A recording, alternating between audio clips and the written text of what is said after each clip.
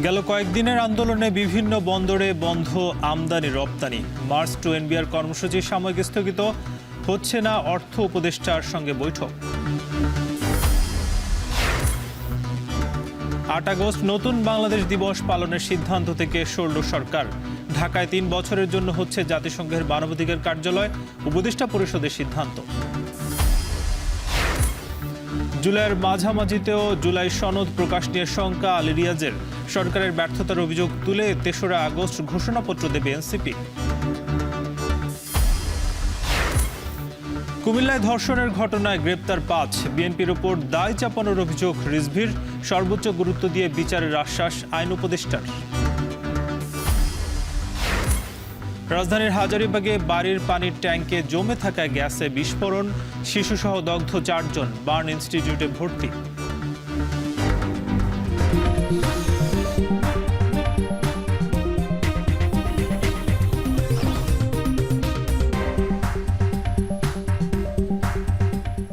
স্বাগত। এখন বিকেলে পুরো আয়োজন জুড়ে সঙ্গে আছি নাজমুস সাকিব।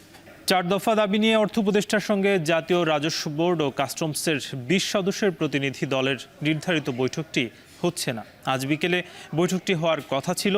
এর আগে সাময়িক স্থগিত ঘোষণা করা হয় মার্চ টু এনবিআর কর্মসূচির। পরবর্তী ঘোষণা না আসা পর্যন্ত বাকি কর্মসূচি চলতে থাকবে।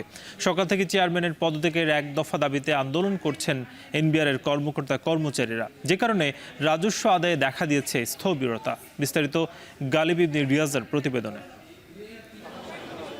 এনবিআর বিলুপ্ত না করে যৌক্তিক সংস্কারের দাবিতে সারা দেশব্যাপী চলছে শাটডাউন কর্মসূচি। এনবিআর সংস্কার ঐক্য পরিষদের ডাকে শনিবার থেকে চলা এই আন্দোলনের এখন প্রধান দাবি বর্তমান এনবিআর চেয়ারম্যান আব্দুর রহমান খানের অপসারণ। রোববার সকাল থেকে আগারগাঁওয়ে জাতীয় রাজস্ব ভবনের সামনের ফুটপাতে অবস্থান নেয় কর্মকর্তা কর্মচারীরা। এ সময় রাজধানীর বিভিন্ন কর অঞ্চল থেকে শুরু করে ঢাকার বাইরে থেকেও কর্মকর্তারা এসে একাত্মতা প্রকাশ করেন এই আন্দোলনে। আন্দোলনকারীরা বলছেন, বর্তমান চেয়ারম্যান পদে বহাল থাকলে এই আন্দোলন চলতেই থাকবে। তার বিরুদ্ধে আন্দোলনকারীদের অভিযোগ, তিনি এনবিআরের যৌক্তিক সংস্কার আন্দোলনে সহযোগিতা করছেন না। টেকসই সংস্কারের সুযোগ এসেছে, এরকম সুযোগ সবসময় আসে না। আমরা এই সুযোগটা নিতে আগ্রহী এবং আমরা এই সুযোগটা নিয়ে জাতীয় রাজস্ব বোর্ডের একটা টেকসই সংস্কার নিশ্চিত করতে চাই। ঈদের পর থেকে আমরা কাজ করতে চেয়েছিলাম, উনি আমাদের ডিজাইন করলেন, বললেন এদেরকে নিয়ে আমি কাজ করব না, এরা কারা। চেয়ারম্যানের অপসারণের মধ্যে দিয়ে সংস্কার শুরু হবে। দ্বিতীয় পর্যায়ে আমাদের কাজ যেটা, সেটি মুখ্য কাজ আসলে সেটি হচ্ছে এই যৌথ প্ল্যাটফর্ম থেকে সরকারের সাথে আমরা এটার কাঠামো প্রণয়নের কাজটা 31শে জুলাইয়ের মধ্যে শেষ করতে চাই। এদিকে চলমান এই আন্দোলনের কারণে পুরোপুরি বন্ধ রয়েছে রাজস্ব আদায়ের কার্যক্রম। আর্থিক বছরের শেষ মাস জুনে রাজস্ব খাতে এমন স্থবিরতায় সার্বিক রাজস্ব আদায়ে যেমন নেতিবাচক প্রভাব পড়ছে, তেমনি ব্যবসায়ীরাও ক্ষতির সম্মুখীন হচ্ছেন।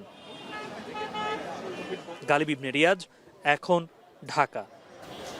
এই মুহূর্তে সচিবালয়ে আছেন সহকর্মী মুজাহিদ শুভ, যুক্ত হব তার সঙ্গে। শুভ, এনবিআর ইস্যুতে উপদেষ্টা পরিষদের বৈঠকে কি আলোচনা হয়েছে এবং কিছু জানতে পেরেছেন কিনা? অর্থ মন্ত্রণালয়ে এখনো অর্থ উপদেষ্টা আছেন। এখন থেকে 4-5 মিনিট আগে উনি বের হয়ে যাওয়ার সময় আমরা কথা বলেছি। তিনি বলেছেন যে উপদেষ্টা পরিষদে যে বৈঠকে যে আলোচনা হয়েছে এই চলমান আন্দোলনের ইস্যুতে, সেখানে তিনি তথ্য আমাদের কাউকে জানাতে চাননি। তিনি বলেছেন একটি প্রেস রিলিজের মাধ্যমে সেটি তিনি জানিয়ে দেবেন সবাইকে। তবে বিকেল 4টার সময় একটি বৈঠক হবার কথা ছিল আন্দোলনকারীদের সাথে, কিন্তু তিনি সাফ জানিয়ে দিয়েছেন যে তাদের সাথে কোনো ধরনের কোনো বৈঠক তিনি করবেন না, এমনকি কোনো বিষয়ে তিনি কথাও বলবেন না। এবং এটি জানার পরে আসলে আন্দোলনকারীরা মন্ত্রণালয় অভিমুখে আসলে আসেননি। তারা যে আন্দোলন যেখানে চালিয়ে যাচ্ছেন এনবিআর অভিমুখে, মার্চ টু এনবিআর, যেটি আসলে গতকালকে থেকে আন্দোলনটি শুরু হয়েছে, সেখানে তারা আছেন। তারা এখানে আসেননি। তবে গতকালকে যে শীর্ষ 14টি ব্যবসায়ী সংগঠনের নেতৃবৃন্দ যে কথা বলেছেন যে ব্যবসায়িকভাবে তারা চরমভাবে ক্ষতিগ্রস্ত হচ্ছে, আমদানি রপ্তানি ব্যাহত হচ্ছে, রাজস্ব আদায়ে নানা ধরনের সমস্যা হচ্ছে, সেই সংকট নিরসনের জন্য তারা গতকালই এক ধরনের তাগাদা দিয়েছিলেন। সেই তাগাদার ফলশ্রুতিতে যেহেতু সংকট এখন পর্যন্ত সমাধান হয়নি, তারা আজকেও বলেছেন যে তারা আসলে আসবেন। ব্যবসায়ীরা আবারও আজকে বৈঠকে বসবেন অর্থ মন্ত্রণালয়ে এসে অর্থ উপদেষ্টার সাথে। তবে অর্থ উপদেষ্টা কিছুক্ষণ আগে এটিও জানিয়েছেন যে তারা যদি আসেও এই বৈঠকটি হয়তো 5টায় বা বিকেল 5:30 নাগাদ হতে পারে, যদিও এখন পর্যন্ত কোনো ব্যবসায়ী সংগঠনের কোনো সভাপতি বা ঊর্ধ্বতন কাউকে আমরা এখন পর্যন্ত আসতে দেখিনি। তবে অর্থ উপদেষ্টা বলেছিলেন যেই আসুক না কেন তিনি তাদের কথা শুনবেন, কিন্তু নিজে কোনো কথা বলবেন না। তো এই ছিল এখানকার সবশেষ খবর। সাকিব। সচিবালয়ে ছিলেন মুজাহিদ শুভ, তিনি যুক্ত ছিলেন আমাদের সঙ্গে। এই মুহূর্তে এনবিআরের ইস্যু নিয়ে যুক্ত হবেন সহকর্মী গালিব ইবনে রিয়াজ। গালিব, জানাবেন যে সেখানে যারা আসলে কর্মী আছেন তারা অবস্থান করছেন কিনা এবং তাদের বক্তব্যটা কি?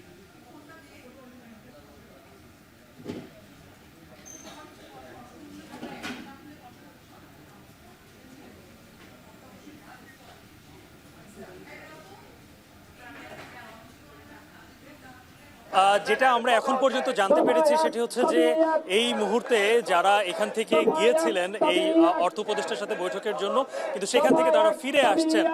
আমরা যতটুকু জানতে পেরেছি যে তাদেরকে যেটি বলা হয়েছে যে এখানে যে আন্দোলনটি চলছে সেই আন্দোলনটি প্রত্যাহার করেই তারপরে তারা বৈঠকে বসবেন, তার আগে তারা বৈঠকে বসবেন না।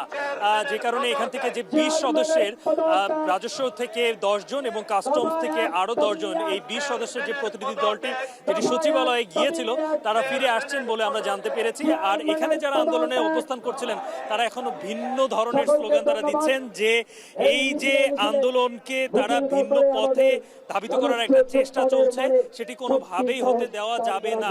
অর্থাৎ আমরা যতটুকু জানতে পেরেছিলাম যে যেই মুহূর্তে অর্থ উপদেষ্টা এই আন্দোলনকারীদের সাথে বসার জন্য তাদেরকে ডেকেছিলেন, ডাকার পরে কিন্তু তারা মার্চ টু এনবিআর যে কর্মসূচি ছিল, একটু পরিষ্কার করি যে গতকাল থেকে এই এনবিআর এর যে সংস্কার ঐক্য পরিষদ তাদের ব্যানারে কমপ্লিট শাটডাউন ও মার্চ টু এনবিআর এই কর্মসূচি তারা দিয়েছিল, কিন্তু অর্থ উপদেষ্টা যখন তাদেরকে ডাকলেন তারপরে তারা মার্চ টু এনবিআর কর্মসূচিটাকে প্রত্যাহার করে নিয়েছিলেন। কিন্তু এখন তারা যেটি বলছেন যে যেহেতু অর্থ উপদেষ্টা মানে সেখান থেকে বলা হয়েছে যে এই আন্দোলন প্রত্যাহার করে তারপরেই তারা বৈঠকে বসবেন এবং সেই দাবি তারা না মেনে এই মুহূর্তে তারা ফিরে আসছেন এই আন্দোলনের জায়গায়, এবং তারা ফিরে আসার পরে আসলে আমরা জানতে পারবো যে এরপরে তারা কোন ধরনের কর্মসূচি তারা দিতে যাচ্ছে। কারণ মেতে যখন প্রজ্ঞাপন জারি করা হলো যে এনবিআর এর নীতি নির্ধারণের বিষয়টা আলাদা থাকবে এবং রাজস্ব আহরণ দুটো বিভাগকেই আলাদা করে দেওয়া হবে, তারপর থেকে কিন্তু তাদের আন্দোলন শুরু হয় এবং আন্দোলনের প্রথম 12 দিন পর্যন্ত এই বর্তমানে যিনি এনবিআর এর চেয়ারম্যান রয়েছেন তাকে অপসারণের কোনো ধরনের দাবি তাদের ছিল না। কিন্তু একটা সময় গিয়ে তারা দাবি করেন যে এই এনবিআর এর বর্তমান চেয়ারম্যান তাদের এই যৌক্তিক আন্দোলনে কোনো ধরনের সহযোগিতা করছেন না, উল্টো বাধা সৃষ্টি করছেন। তখনই কিন্তু তারা এই আন্দোলনে তারা আবারও সক্রিয় হন এবং তারা বলতে থাকেন যে তারা তাদের আন্দোলনে যৌক্তিক আন্দোলনে তারা যেহেতু তিনি সাহায্য করছেন না তখন তার পদত্যাগটা তারা চেয়েছেন এবং এখন এই দাবিটি তাদের মুখ্য এবং এক দফা দাবি হয়ে গেছে যে যে কোনোভাবেই হোক না কেন এই চেয়ারম্যানের পদত্যাগ তারা চান। যেহেতু একটি ঘোলাটে পরিস্থিতি তৈরি হলো, কারণ 4টার সময় বৈঠক হওয়ার কথা ছিল কিন্তু সেই বৈঠক বাদ দিয়ে এই এনবিআর সংস্কার ঐক্য পরিষদ তারা ফিরে আসছেন, তো আসলে বলা যাচ্ছে না যে এরপরে কোন ধরনের কর্মসূচি আসতে পারে কিংবা এই আন্দোলন কোন দিকে যেতে পারে। এই ছিল আমার কাছ থেকে রাজস্ব ভবনের সামনে থেকে সর্বশেষ।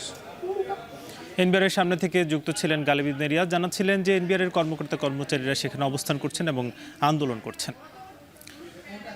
এদিকে এনবিআর এর টানা কর্মসূচিতে চট্টগ্রাম বন্দর, বেনাপোল বন্দর সহ সব কাস্টমস হাউস ও শুল্ক স্টেশনে বন্ধ রয়েছে কার্যক্রম। এতে বাড়ছে পণ্য জট, বিপুল পরিমাণ অর্থ লোকসানের কথা বলছেন ব্যবসায়ীরা। দ্রুত সংকটের সমাধান না হলে দেশের অর্থনীতি মুখ থুবড়ে পড়ার শঙ্কা তাদের। সহকর্মীদের পাঠানো তথ্যচিত্রে বিস্তারিত। কাস্টম হাউস ও স্থলবন্দরের শুল্ককর কার্যালয়ে ঝুলছে তালা। এনবিআর চেয়ারম্যানের পদত্যাগের দাবিতে কমপ্লিট শাটডাউন কর্মসূচিতে থমকে গেছে আমদানি রপ্তানি কার্যক্রম। এনবিআর চেয়ারম্যানের অপসারণের দাবিতে দ্বিতীয় দিনের মতো কমপ্লিট শাটডাউন কর্মসূচি পালন করছেন শুল্ক ও রাজস্ব কর্মকর্তারা। এতে পুরো বন্ধ হয়ে গেছে আমদানি পণ্য ডেলিভারি ও রপ্তানি পণ্যের শিপমেন্ট কার্যক্রম। স্থবির হয়ে পড়েছে বেসরকারি 21টি কন্টেইনার ডিপোর অপারেশনাল কার্যক্রম। চট্টগ্রাম বন্দর ও বেসরকারি আইসিডিগুলোতে জমছে কন্টেনারের স্তূপ। প্রতিদিন 4 গুণ হারে পোর্ট ও শিপিং জরিমানা গুনতে হচ্ছে ব্যবসায়ীদের। $48 করে কত টাকা, লক্ষ লক্ষ টাকা ড্যামারেজ গুনতে হবে। সেই ড্যামারেজের এই কস্টিংটা তো ইম্পোর্টাররা পরবর্তীতে সব ভোক্তাদের উপর ফেলবে। একটা গাড়িও কোনো ডিপুর থেকেও বের হয় নাই, কোনো বন্দর থেকেও বের হয় নাই, একদম ফুললি এখন গতকালকে থেকে শুরু হয়েছে, টোটালি বন্ধ। রোববারের মধ্যে এই সংকটের যৌক্তিক সমাধান চান ব্যবসায়ী ও C&F এজেন্টরা। অন্যথায় দেশের অর্থনীতি ও শিল্প কারখানা মুখ থুবড়ে পড়ার শঙ্কা তাদের। অর্থ বছরের শেষ প্রান্তে এক্সপোর্টও যদি বন্ধ থাকে তাহলে দেশের প্রবৃদ্ধির লক্ষ্যমাত্রা কোথায় যাবে সেটি বর্তমান সরকারের যারা দায়িত্ব আছে ওনারা সেটা কেন বুঝতেছেন না সেটা আমাদের বোধগম্য হচ্ছে না। সরকারের কাছে অবিলম্বে দাবি করব আজকের মধ্যেই যাতে তার যৌক্তিক সমস্যার সমাধান করা হয়। আমরা রপ্তানি পণ্য ট্রাক থেকে নামাতে পারছি না, রপ্তানি পণ্যবাহী কন্টেনার জাহাজীকরণের জন্য বন্দরে পাঠাতে পারছি না, আমদানি পণ্যবাহী কন্টেনার চট্টগ্রাম বন্দর থেকে রিমুভ করে আমাদের ডিপোতে আনতে পারছি না, এবং আমদানি পণ্যবাহী কন্টেনার আমদানিকারকদের নিকট ডেলিভারিও দিতে পারছি না। ডেলি 4000 বা 3500, 4000, 5000 কন্টেনার ডেলিভারি যাওয়ার কথা, সেগুলো কমপ্লিটলি বন্ধ থাকলে আমাদের কন্টেনারগুলো জমতে থাকবে। এক পর্যায়ে আমাদের কন্টেনার যদি ধারণ ক্ষমতার অতিরিক্ত হয়ে যায় তাহলে আমাদের অপারেশন স্লো হয়ে যাবে।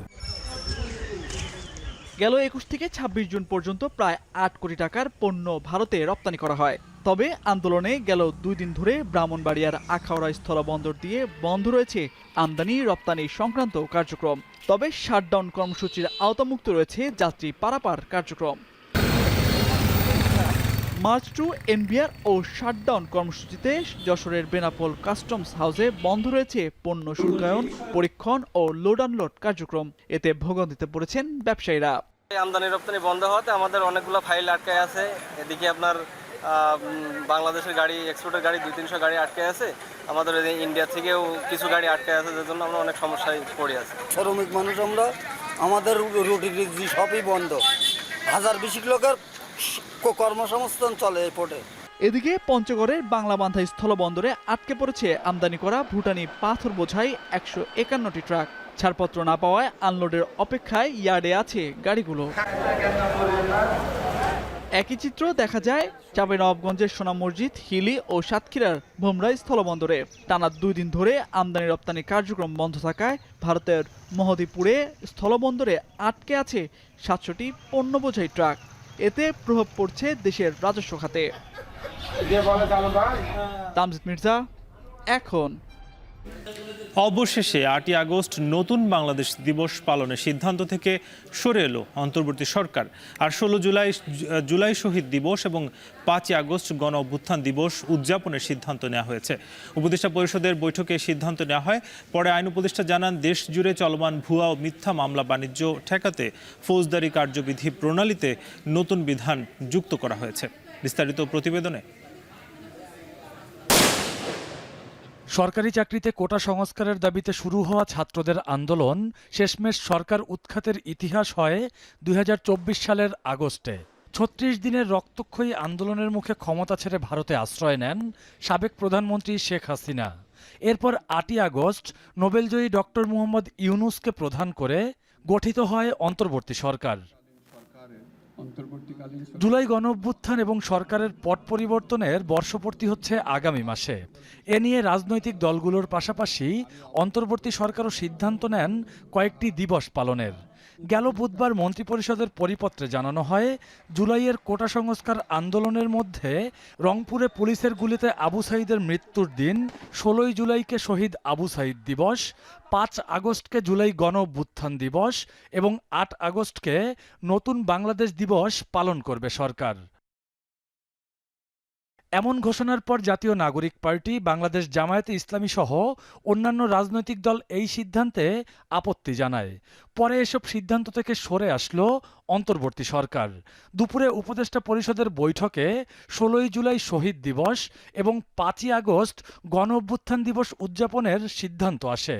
বাদ যায় 8ই আগস্ট দিবস পালনের বিষয়টি। উপদেষ্টা পরিষদের বৈঠক নিয়ে পরে ফরেন সার্ভিস একাডেমিতে ব্রিফিং করেন উপদেষ্টা আসিফ নজরুল। দেশজুড়ে চলমান ভুয়া ও মিথ্যা মামলা বাণিজ্য থেকে পরিত্রাণের জন্য সিআরপিসিতে নতুন বিধান যুক্ত করা হয়েছে বলেও জানান তিনি। সেই প্রাথমিক রিপোর্টটা যখন ইনভেস্টিগেশন অফিসার প্রিপেয়ার করবে, করার পর আমাদের যে এসপি সাহেব আছেন বা পুলিশ কমিশনার আছেন, তারা ইনভেস্টিগেশন অফিসারকে বলবে এই প্রাথমিক রিপোর্ট বা প্রিলিমিনারি রিপোর্টটা, ইনভেস্টিগেশন রিপোর্ট, এটা ম্যাজিস্ট্রেটের কাছে জমা দাও। ম্যাজিস্ট্রেটের কাছে জমা দেওয়ার পর ম্যাজিস্ট্রেটের কাছে যদি মনে হয় প্রি ট্রায়াল স্টেজেই ওই মামলা থেকে ওই আসামিদেরকে, যাদের বিষয় বা যাদের বিরুদ্ধে কোনো সাবস্ট্যান্টিভ বা সাফিসিয়েন্ট এভিডেন্স নাই, তাদেরকে ওই মামলা থেকে মুক্ত করে দিতে পারবেন। আইন উপদেষ্টা আরও জানান, আপাতত 3 বছরের জন্য বাংলাদেশে হবে জাতিসংঘের মানবাধিকার সংস্থার কার্যালয়। জাতিসংঘের মানবাধিকার বিষয়ক যে অফিস OHCHR, সেই অফিসের একটা মিশন শাখা বাংলাদেশে ওনারা খুলতে চাচ্ছিলেন। তো এই আলোচনা একটা উল্লেখযোগ্য অগ্রগতি হয়েছে। আমরা যে ড্রাফট MOU বা সমঝোতা স্মারক, সেটা আজকে মন্ত্রী পরিষদের সভায় নীতিগতভাবে অনুমোদিত হয়েছে। সেটা আমরা কয়েকজন উপদেষ্টারা মিলে আরেকটু পরীক্ষা করব, করার পর ফাইনাল যে টেক্সটটা, সেটা আমরা OHCHR ভলকার টুর্কের কাছে সরাসরি পাঠাবো। ওনারা এগ্রি করার পর আশা করি আমরা দ্রুততম সময়ের মধ্যে MOUটা সাইন করতে পারবো, এবং এটার ভিত্তিতে বাংলাদেশে জাতিসংঘের মানবাধিকার বিষয়ক একটা অফিস হবে। এটা অফিসটা হবে প্রাথমিকভাবে 3 বছরের জন্য। দেশে মানবাধিকার লঙ্ঘন হলে এই সংস্থা শৃঙ্খলা বাহিনীর পাশাপাশি গুরুত্বপূর্ণ ভূমিকা পালন করবে বলেও আশাবাদ জানান তিনি। রকিবুল রাহাত, এখন, ঢাকা। নির্ধারিত সময়ের মধ্যে জুলাই ঘোষণাপত্র প্রকাশে সরকার ব্যর্থ হওয়ায় আগামী 3 আগস্ট শহীদ মিনারে ছাত্র জনতার জুলাই ঘোষণাপত্র পাঠ করবে এনসিপি। সকালে এনসিপি কার্যালয়ে জুলাই গণঅভ্যুত্থানের 1 বছর পূর্তি উপলক্ষে মাসব্যাপী কর্মসূচির ঘোষণার সময় কথা জানান দলটির আহ্বায়ক নাহিদ ইসলাম। তবে নির্বাচনের আগে বিচারের রোডম্যাপ এবং পরে যারা ক্ষমতায় আসবে তারা কোন প্রক্রিয়ায় বিচার করবেন সেটির প্রতিশ্রুতি দিতে হবে বলে জানান নাহিদ ইসলাম। আরও জানাচ্ছেন মুজাহিদ শুভ। হাজারো ছাত্র জনতার রক্তের বিনিময়ে পাওয়া 24-এর সফল গণ অভ্যুত্থানের 1 বছর পূর্তি হতে যাচ্ছে। গণ অভ্যুত্থানের আকাঙ্ক্ষা ছিল জুলাই ঘোষণাপত্র, সেটি এখনো আলোর মুখ দেখেনি। গত বছরের 31 ডিসেম্বর শহীদ মিনারে মার্চ ফর ইউনিটিতে 15 জানুয়ারির মধ্যে জুলাই ঘোষণাপত্রের দাবি জানানো হয়। এরপর জুলাই ঘোষণাপত্রের বিষয়ে কর্মসূচিও ঘোষণা করে বৈষম্য বিরোধী ছাত্র আন্দোলন ও জাতীয় নাগরিক কমিটি। এরপর অন্তর্বর্তী সরকারের পক্ষ থেকে জানানো হয় জুলাই ঘোষণাপত্র রাষ্ট্রীয়ভাবে দেয়া হবে। জানুয়ারিতে জুলাই ঘোষণাপত্রের খসড়া নিয়ে রাজনৈতিক দলের সঙ্গে মতবিনিময় করে অন্তর্বর্তী সরকার। গত 10 মে প্রধান উপদেষ্টার সভাপতিত্বে উপদেষ্টা পরিষদের সভায় আগামী 30 কার্যদিবসের মধ্যে চূড়ান্ত করে প্রকাশ করার সিদ্ধান্ত নেওয়া হয়। সেই সময়সীমাও শেষ হয়ে গেছে গত 25 জুন। এমন বাস্তবতায় জুলাই গণ অভ্যুত্থানের রাজনৈতিক দল এনসিপি সরকারের ব্যর্থতার অভিযোগ তুলেছেন। একই সঙ্গে আগামী 3 আগস্ট শহীদ মিনারে জুলাই ঘোষণাপত্র দেবার কথা জানিয়েছে। জুলাই ঘোষণাপত্র যেটি সরকারের দেওয়ার কথা ছিল, আওয়ামী লীগ নিষিদ্ধের আন্দোলনের প্রেক্ষিতে 30 কার্যদিবস বলা হয়েছিল, সেই 30 কার্যদিবস পার হয়ে গিয়েছে, কিন্তু সরকার কোনো ধরনের উদ্যোগ আমরা দেখিনি। এই ঘোষণাপত্র আমরা ছাত্র জনতাকে সাথে নিয়ে তাই 3রা আগস্ট এই ছাত্র জনতার জুলাই ঘোষণাপত্র এবং ইশতেহার কর্মসূচি রাখছি। সারা বাংলাদেশের মানুষের আকাঙ্ক্ষা, তাদের প্রত্যাশা শুনে তাদেরকে সাথে নিয়ে আমরা 3রা আগস্ট শহীদ মিনারে ছাত্র জনতার জুলাই ঘোষণাপত্র এবং ইশতেহার পাঠ করব। গণঅভ্যুত্থানের বছর পূর্তিতে মাসব্যাপী কর্মসূচি ঘোষণা করেছে এনসিপি। জুলাইব্যাপী সারা দেশে পদযাত্রার পাশাপাশি 5 আগস্ট ছাত্র জনতার মুক্তি দিবস উদযাপন করার ঘোষণা দিয়েছেন দলটির আহ্বায়ক নাহিদ ইসলাম। বিচার সংস্কার ও নতুন সংবিধানের দাবিতে জনতার দুয়ারে পৌঁছানোর অঙ্গীকার ব্যক্ত করেন তিনি। 1 জুলাই থেকে 30 জুলাই পর্যন্ত আমাদের সারা বাংলাদেশ ব্যাপী আমাদের 64টা জেলায় জুলাই পদযাত্রা হবে। আমরা এই পদযাত্রার নাম দিয়েছি দেশ গড়তে জুলাই পদযাত্রা। আমরা 1 জুলাই শহীদ আবু সাঈদের কবর জিয়ারতের মাধ্যমে এই পদযাত্রাটি শুরু হবে। এটি ক্রমান্বয়ে বাংলাদেশের 64টি জেলা প্রদক্ষিণ করবে। আমরা 64টি জেলায় যাব, আমরা শহীদ পরিবারদের কাছে যাব, শহীদের কবর জিয়ারত করব, আহত যোদ্ধাদের সাথে কথা বলবো এবং অভ্যুত্থানকারী এবং বাংলাদেশের সাধারণ ছাত্র জনতা যারা রয়েছেন তাদের সাথে কথা বলবো। তাদের যে আকাঙ্ক্ষা ছিল জুলাই নিয়ে, সেই আকাঙ্ক্ষার কথা আমরা শুনবো। নির্বাচনের আগে বিচারের রোডম্যাপ এবং পরে যারাই ক্ষমতায় আসবে তারা কোন প্রক্রিয়ায় বিচার করবেন সেটির প্রতিশ্রুতি দিতে হবে বলেও জানান নাহিদ ইসলাম। ঐক্যমত্য প্রক্রিয়া আমাদের অংশগ্রহণ চলবে। মুজাহিদ শুভ, এখন, ঢাকা। সংস্কার নিয়ে আশাব্যঞ্জক অগ্রগতি থেকে কিছুটা পিছিয়ে থাকার কথা জানিয়েছেন জাতীয় ঐকমত্য কমিশনের সহসভাপতি ডক্টর আলী রিয়াজ।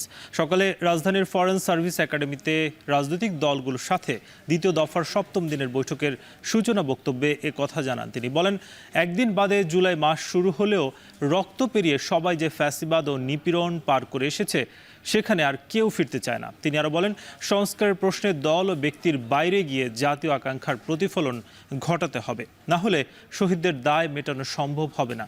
এ সময় আবু সাঈদের শাহাদাত বার্ষিকীতে জুলাই সনদ ঘোষণার কথা থাকলে বাস্তবতার কারণে সেটা সম্ভব হচ্ছে না বলেও জানান কমিশনের সহসভাপতি। বিভিন্ন বিষয়ে অগ্রগতি হলেও সত্যি কথা হচ্ছে যে আশাব্যঞ্জক অগ্রগতি ক্ষেত্রে আমরা খানিকটা পিছিয়ে আছি।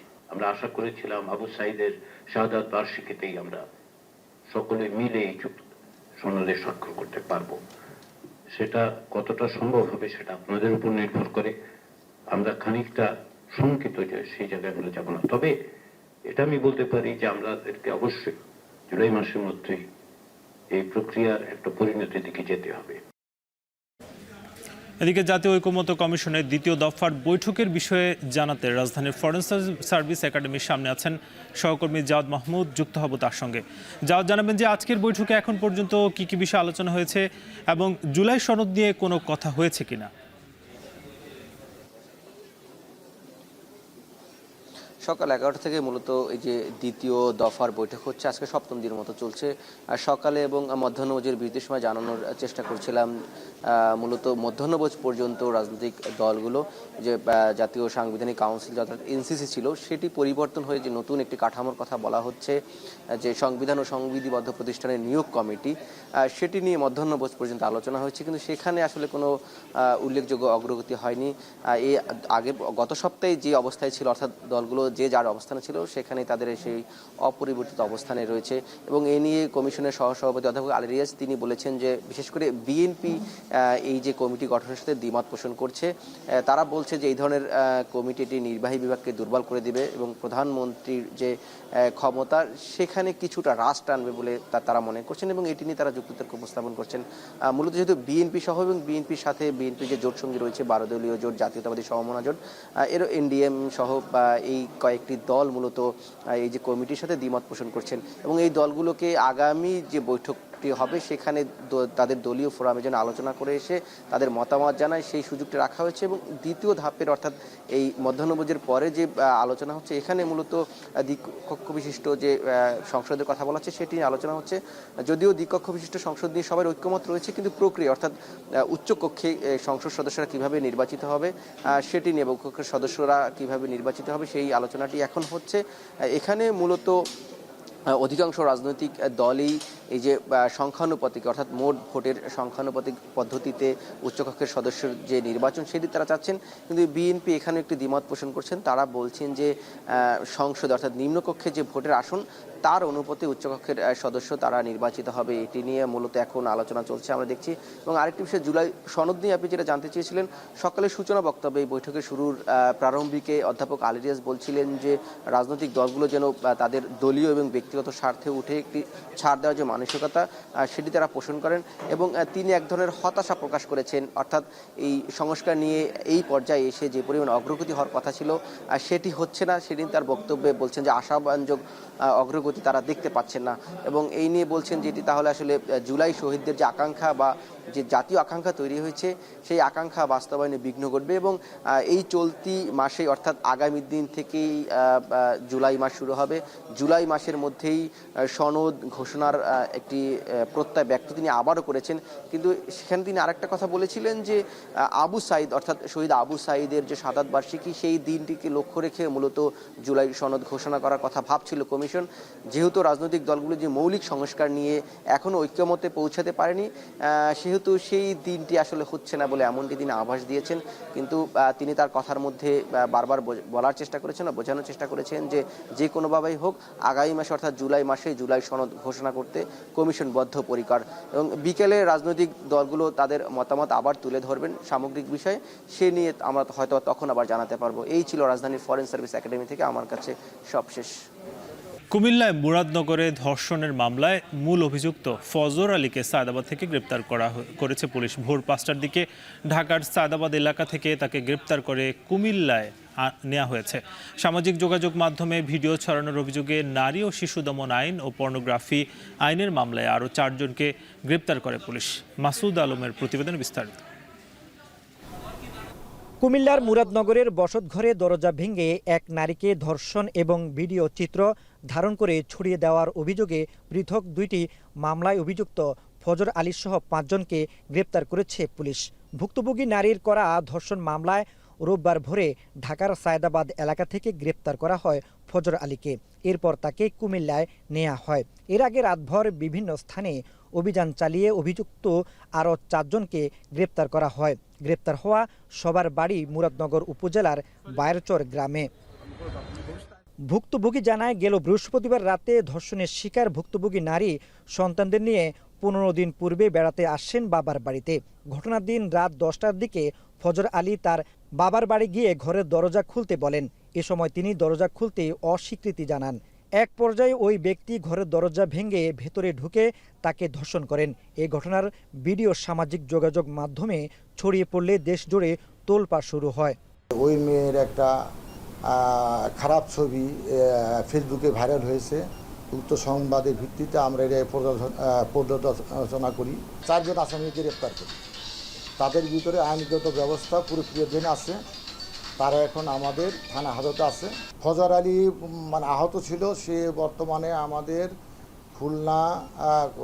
কুমিল্লা পুলিশ লাইন হাসপাতালে চিকিৎসাধীন অবস্থা আছে। ফজর আলীর বিরুদ্ধে এর আগেও একাধিক ধর্ষণ ও চাঁদাবাজি সহ বিভিন্ন অভিযোগ রয়েছে বলে জানান স্থানীয়রা।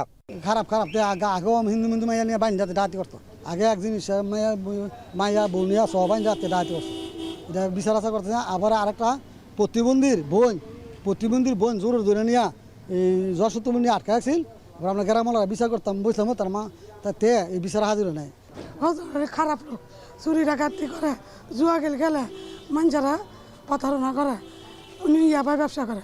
অভিযুক্ত ফজর আলী পূর্বে স্থানীয় আওয়ামী লীগ রাজনীতির সঙ্গে জড়িত ছিলেন বলে নিশ্চিত করেন মুরাদনগর থানার ওসি। মাসুদ আলম, এখন, কুমিল্লা। এদিকে মুরাদনগরের ঘটনা সরকার সর্বোচ্চ গুরুত্ব দিয়ে বিচার করবে বলে জানিয়েছেন আইন উপদেষ্টা আসিফ নজরুল। দুপুরে উপদেষ্টা পরিষদের বৈঠক শেষে সাংবাদিকদের প্রশ্নের জবাবে তিনি একথা বলেন। বাংলাদেশের যে কোনো সাধারণ নাগরিকের মতো আমরা সবাই মর্মাহত, ক্ষুব্ধ, এবং আমরা আমাদের স্বরাষ্ট্র মন্ত্রণালয়ের সাথে সাথে ব্যবস্থা নিয়েছে। প্রধান আসামি সহ যারা এই ছবিগুলা ছড়িয়ে দেওয়ার কাজটা করেছে, অত্যন্ত দায়িত্বহীন অপরাধমূলক কাজটা করেছে, সবাইকে গ্রেফতার করা হয়েছে। আপনারা জানেন আমরা ধর্ষণ সংক্রান্ত যে আইন আছে সেটার অ্যামেন্ডমেন্ট করেছি। দ্রুততম সময় আপনারা মাগুরার ক্ষেত্রে আপনারা বিচারও দেখেছেন। এটা আমরা সর্বোচ্চ গুরুত্ব দিয়ে এই ঘটনার বিচার করব, এটা আমরা বদ্ধপরিকর। মুরাদপুরের অপকর্মের সাথে আওয়ামী লীগের কর্মী জড়িত, বিএনপির উপর দায় দেয়া হচ্ছে বলে জানিয়েছেন বিএনপির সিনিয়র যুগ্ম মহাসচিব রুহুল কবির রিজভী। সকালে দলের কেন্দ্রীয় কার্যালয়ে নয়াপল্টনে এক জরুরি সংবাদ সম্মেলনে তিনি কথা বলেন। জানান, গণতন্ত্রের পক্ষের রাজনৈতিক দলগুলোর মধ্যে বিভেদ সৃষ্টি ও তাদের হেয় করতে নানা প্রচেষ্টা চালাচ্ছে পতিতরা। মুরাদনগরে যেটা দেখলাম যে সেটা করেছে আওয়ামী লীগের একজন নেতা, একটি হিন্দু পরিবারে গিয়ে যে অপকর্মটি করেছে, আমার মুখ দিয়ে বলতেও সেটা ঘৃণা লাগছে, সেটা আমাদের দলের নামে চাপিয়ে দেওয়ার চেষ্টা করছে। এই ধরনের ঘটনা তারা আরো বিভিন্ন জায়গায় করেছে। নানা জায়গায় দোষররা আছে, আপনার দোষরদেরকে গ্রেপ্তার করুন, আইনের আওতায় নিয়ে আসুন, নিয়ে এসে তাদের বিচার করুন। কিন্তু সেটা না করার কারণে, সেটা ধীরগতি হওয়ার কারণে আজকে তারা সাহস পাচ্ছে এবং এই ধরনের একটা জঘন্য অপকর্মে তারা মেতে উঠেছে। রাজধানীর হাজারীবাগের ট্যানারি মোড় এলাকার একটি বাসায় পানির ট্যাঙ্ক পরিষ্কারের সময় তাতে জমে থাকা গ্যাস বিস্ফোরণে শিশুসহ 4 জন দগ্ধ হয়েছেন। শনিবার রাত 8টার দিকে দগ্ধ অবস্থায় তাদের উদ্ধার করে জাতীয় বার্ন ও প্লাস্টিক সার্জারি ইনস্টিটিউটের জরুরি বিভাগে নিয়ে আসা হয়। আহতদের পরিবারের সদস্যরা জানান, বাড়ির পানির ট্যাঙ্ক পরিষ্কার করতে গিয়ে বৈদ্যুতিক বাল্ব লাগানোর সময় বিস্ফোরণ হলে তারা দগ্ধ হয়। চিকিৎসক জানায়, দগ্ধের পরিমাণ কম হওয়ায় তারা সবাই আশঙ্কামুক্ত। বার্ন ইনস্টিটিউটে একজনকে ভর্তি রেখে বাকি 3 জনকে ছেড়ে দেওয়া হয়েছে।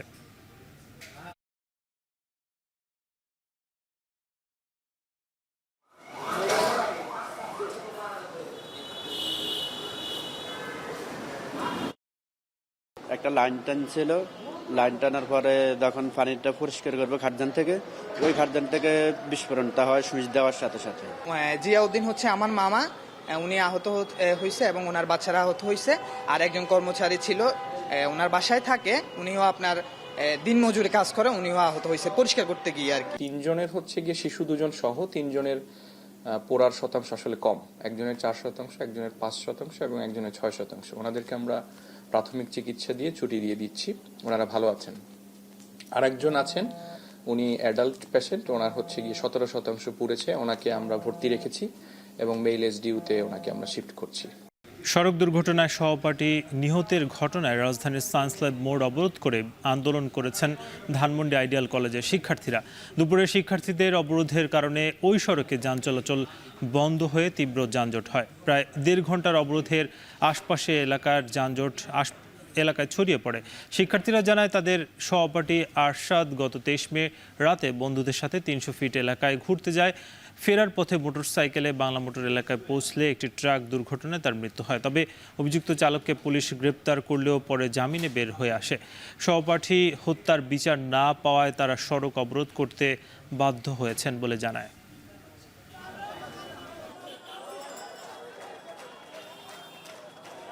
3 দিন পরে সে আসামি জামিন পেয়ে যায়।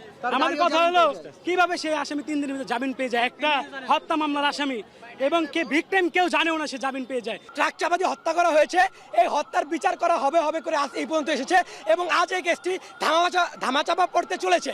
আমার একটাই দাবি, যে ম্যাজিস্ট্রেট, যে পুলিশ মামলা লিখছে, যে পুলিশ ঘটনাস্থলে ছিল, আর যেই ম্যাজিস্ট্রেট জামিন দিছে, ওদের কাছে আমি জবাবদিহিতা চাই যে একটা বাচ্চাকে মেরে ফেলার পর ওই বাচ্চার আসামিকে কিভাবে বাদীপক্ষ ছাড়া, বাবা মা ছাড়া ওকে জামিন দেয়, ওকে ছেড়ে দেয়। ছাত্র জনতার গণঅভ্যুত্থানে গেল 5 আগস্ট রাজধানীর চানখারপুলে গুলি করে 6 জনকে হত্যা মামলায় কনস্টেবল সুজন সহ 4 জনের বিরুদ্ধে অভিযোগ গঠনের পর প্রথমবারের মতো শুনানি শুরু হয়েছে আন্তর্জাতিক অপরাধ ট্রাইব্যুনালে। সকালে এই মামলায় গ্রেপ্তার হওয়া শাহবাগ থানার বরখাস্ত পরিদর্শক আরশাদ ও 3 কনস্টেবল সুজন, ইমাজ হোসেন ইমন ও নাসিরুলকে ট্রাইব্যুনালে হাজির করা হয়। আজ বিচারপতি গোলাম মর্তজা মজুমদারের নেতৃত্বাধীন ট্রাইব্যুনাল 1 এ মামলার শুনানি হয়। শুনানিতে চিফ প্রসিকিউটর তাজুল ইসলাম বলেন, জাতিসংঘের তদন্ত প্রতিবেদন সহ ট্রাইব্যুনালের তদন্তেও অভিযুক্তদের অপরাধের বিষয়ে প্রমাণ মিলেছে। নিহত আনাস, জুনায়েদ, রাকিব সহ সবাইকে হত্যার মূল কারিগর একজনই। এ কারণে এই মামলার শুনানি করেছে প্রসিকিউশন। আর এর মধ্য দিয়ে ঐতিহাসিক জুলাই আগস্টের মামলার শুনানি শুরু করা সম্ভব হয়েছে বলেও মন্তব্য করেন তিনি। এছাড়াও এই মামলার প্রধান আসামি পলাতক সাবেক ডিএমপি কমিশনার হাবিবুর রহমান সহ পলাতক আরও 4 আসামির পক্ষে রাষ্ট্র নিয়োজিত আইনজীবী নিয়োগের সিদ্ধান্ত ও আসামি পক্ষের শুনানির জন্য আগামী 3রা জুলাই দিন ধার্য করেন ট্রাইব্যুনাল 1।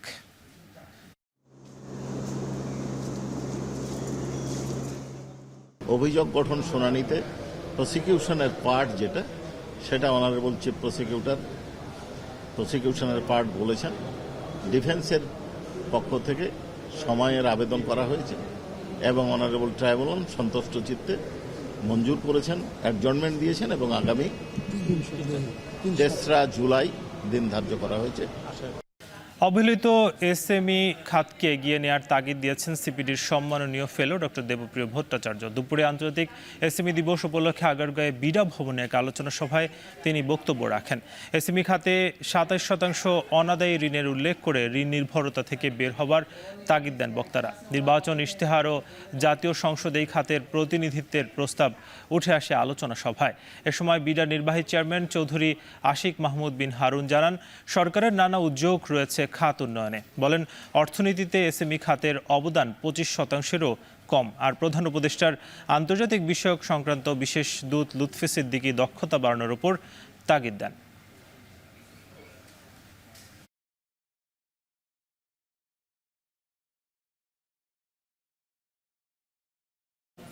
এদিকে অর্থ উপদেষ্টার সঙ্গে বৈঠক বাতিলের পরিপ্রেক্ষিতে এই মুহূর্তে ব্রিফ করছেন এনবিআর কর্মকর্তা কর্মচারীরা। যুক্ত হব সেখানে।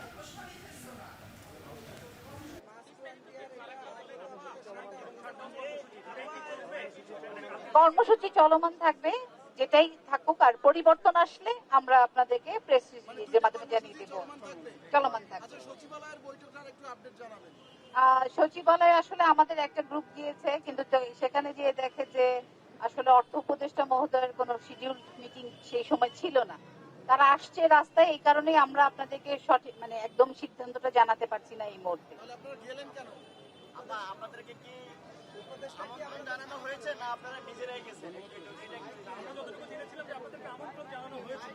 আপনারা যা জেনেছেন সেটাই ঠিক আছে। হ্যাঁ ঠিক আছে, কিন্তু হয়তো এখানে কিছু মিসকমিউনিকেশন হয়েছে, সেটাও আমরা পরে ক্লিয়ার করব, কারণ ওই গ্রুপটা ফিরে আসলে আমরা জানতে পারবো যে ঘটনাটা আসলে কি ঘটেছিল। ঠিক আছে, ধন্যবাদ সবাইকে। একটা জিনিস একটু পরিষ্কার হয়, সেটা হচ্ছে আপনাদের তো এখন শাটডাউন এবং মার্চ 2 এনবিআর কর্মসূচি চলছে। ইরানের রাজধানী তেহরানের এভিন কারাগারে ইসরায়েলি হামলায় ৭১ জন নিহত হয়েছে। যুদ্ধবিরতির আগে গত ২৩ জুন ইসরায়েলি হামলায় তারা নিহত হন। ইরানের বিচার বিভাগের বরাত দিয়ে এই তথ্য তুলে ধরেছে আন্তর্জাতিক সংবাদ মাধ্যমগুলো। জানা গেছে, হামলায় নিহতদের মধ্যে কারাগারের প্রশাসনিক কর্মীদের পাশাপাশি আটককৃত বন্দী এবং সেনাবাহিনীতে কর্মরত কিছু তরুণও ছিলেন। এই হামলায় এমন এক সময় হয়েছিল যখন ইসরায়েল ইরান ১২ দিনের সরাসরি সংঘর্ষের পরে যুক্তরাষ্ট্রের আহ্বানে যুদ্ধবিরতিতে পৌঁছায়। বেঁচে থাকা বন্দীদের তেহরানের অন্যান্য কারাগারে স্থানান্তর করা হয়েছে। এভিন কারাগারে মূলত রাজনৈতিক বন্দীদের রাখা হয়। এছাড়া এই কারাগারে বহু বিদেশি নাগরিকও বন্দী রয়েছেন।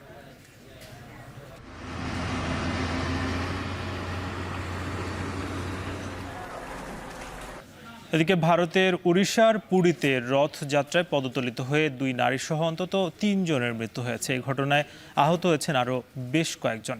রোববার স্থানীয় সময় ভোর 4:30টার দিকে শ্রী গুন্ডিচা মন্দিরের কাছে এই ঘটনা ঘটে। জানা গেছে, জগন্নাথ মন্দির থেকে প্রায় ৩ কিলোমিটার দূরে শ্রী গুন্ডিচা মন্দিরের সামনে রথযাত্রা দেখতে বিপুল সংখ্যক ভক্ত জড়ো হয়েছিলেন। সে সময় রথের সামনের ভিড়ের চাপে হুড়োহুড়ি এবং ধাক্কাধাক্কি হয়। অনেকে মাটিতে পড়ে যায় এবং পদদলিত হন। আহতদের মধ্যে কয়েকজনের অবস্থা আশঙ্কাজনক। তারা পুরী জেলা হাসপাতালে চিকিৎসাধীন। পর্যাপ্ত নিরাপত্তা ব্যবস্থা নেওয়ার পরও হঠাৎ করেই ভিড় নিয়ন্ত্রণের বাইরে চলে যাওয়ায় এই দুর্ঘটনা ঘটেছে বলে জানিয়েছে পুরী জেলা প্রশাসক।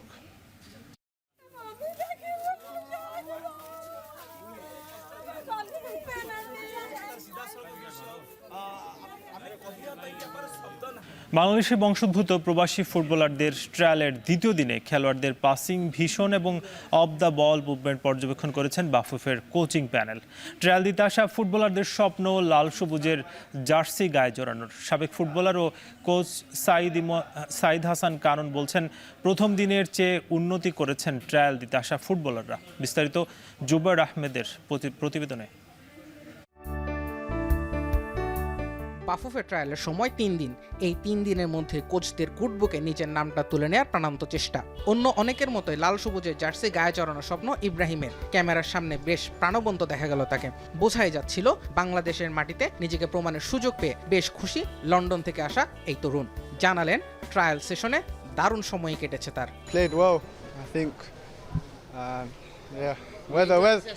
Session was good. Weather was alright.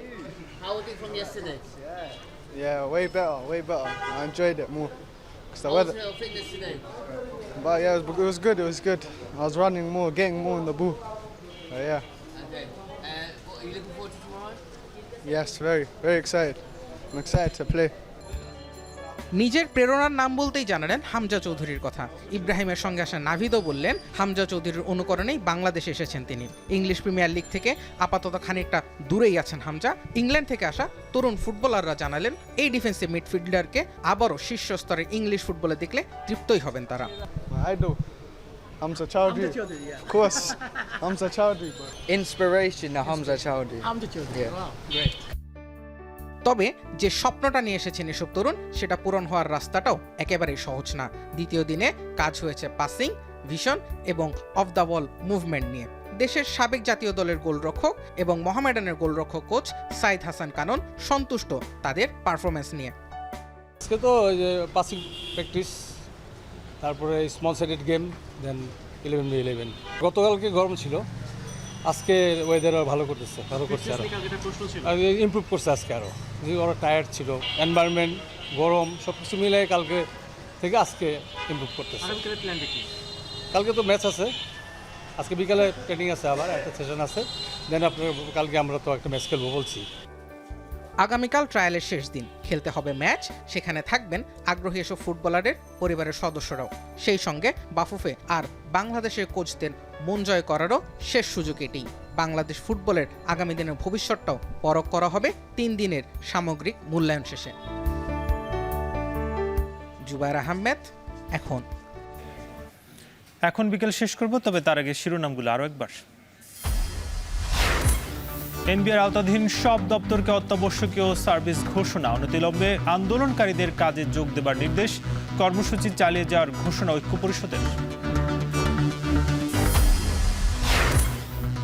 8 August নতুন বাংলাদেশ দিবস পালনের সিদ্ধান্ত থেকে সরল সরকার। ঢাকায় 3 বছরের জন্য হচ্ছে জাতিসংঘের মানবাধিকার কার্যালয়, উপদেষ্টা পরিষদের সিদ্ধান্ত। জুলাইয়ের মাঝামাঝিতেও জুলাই সনদ প্রকাশ নিয়ে শঙ্কা আলী রিয়াজের, সরকারের ব্যর্থতার অভিযোগ তুলে 3 আগস্ট ঘোষণাপত্র দেবে এনসিপি। কুমিল্লায় ধর্ষণের ঘটনায় গ্রেপ্তার 5, বিএনপির ওপর দায় চাপানোর অভিযোগ রিজভির, সর্বোচ্চ গুরুত্ব দিয়ে বিচারের আশ্বাস আইন উপদেষ্টার। এবং রাজধানীর হাজারীবাগে বাড়ির পানির ট্যাঙ্কে জমে থাকা গ্যাসে বিস্ফোরণ, শিশুসহ দগ্ধ 4 জন, বার্ন ইনস্টিটিউটে ভর্তি। এই ছিল এখন বিকেলের আয়োজন। এখন টেলিভিশন ওয়েবসাইটে দেখুন এখন.টিভি। এছাড়া ফেসবুকে যুক্ত হতে পারেন facebook.com/tvএখন, ইউটিউবে দেখতে পারেন youtube.com/c/echontv।